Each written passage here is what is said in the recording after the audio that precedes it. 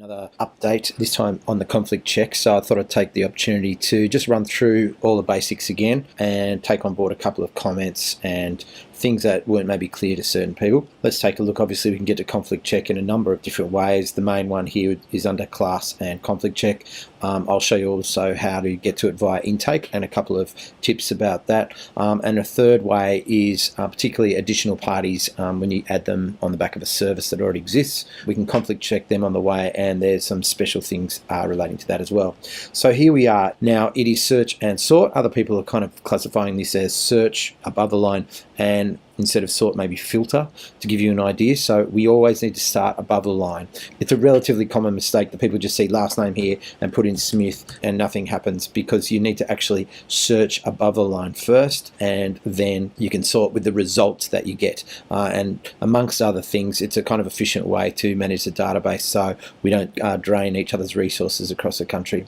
So if we can put in a Smith here. Now, if we want to get more and more accurate, it'll be Smith and say John, and then you'll only get the John Smiths turning up. But you can keep this kind of fairly wide to start with, and then maybe put John in the filters later, and that is the sort of recommended way to do it. We have more of these if you know precisely who it is and say the phone number has not changed for a long time. You definitely know that. That means you will get a really accurate search. But where you just want to start off with a general search and sort of drill in, just do the basics, say last name Smith. Now, the other one that people ask about is that why can't I just, say put a D in there, like because it might be Darren or Dazza or whatever.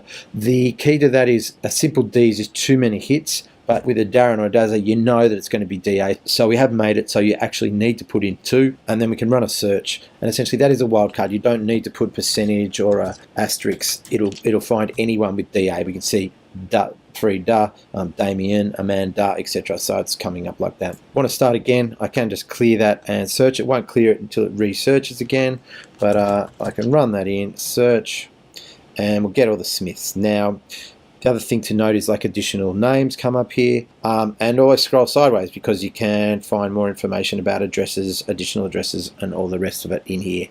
You can search for phone numbers in here again by just searching 1, 2, 3, 4, etc. and filtering those results down to the ones with that particular number. Now, we want to go back in time. You clear the sort. That only works for the bottom half, for the sort side. So we'll clear that, and it'll remove that 1, 2, 3.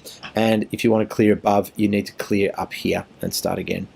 Okay, so now we'll go to the next part about intake. And if we start off with, say, 5 steps, we'll start with the basic intake step 1 page. Then we go to additional parties. Of course, that can be skipped if you don't have them or want to put them in later. The next one that I really want to focus on is where we do the client conflict check. You can conflict check the additional parties on step 2 as well.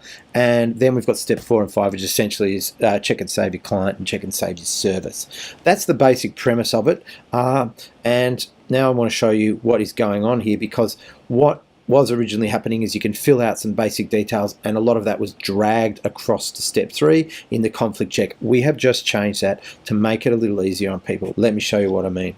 Okay, I've just pulled a rough service together. I've put in Johnny Little, I put a mobile number, and just for argument's sake put in a suburb and state. Now in the past this stuff was dragged across to step 3. So we'll go skip step 2. As usual, we would add a additional party or other party here if we wanted to, and can conflict check them on the way through. But we'll head over straight into step 3, and this is where it used to drag Johnny Little, and remember I had the street or a suburb at least and a phone number. It's not dragging anymore. We're deliberately doing that because what was happening to people that don't really understand conflict check very well, or say new users, is that they were getting no hits because, say, a phone number had to be an exact match or you wouldn't get anyone. So they'd just go search and wouldn't hit anyone. The idea was if you understood it, you'd remove, say, anything to do with the street and suburb because, hey, the potential client might have moved or the phone number may have changed. But people didn't quite understand that. So in other words, we're going to reverse the onus, give you the name, and you can just basically do a search straight off of that, and then again you can filter it there. Now I've done the search, I see nothing there for Johnny Little, but then I might remove that again and just come back to, say, the surname Little and search. You really do want to scratch around and make sure. We've got Jimmy Little and someone called Brother Little, but it's not a conflict clearly. Well, it appears not to be a conflict, so it should be safe to proceed and either create a new client.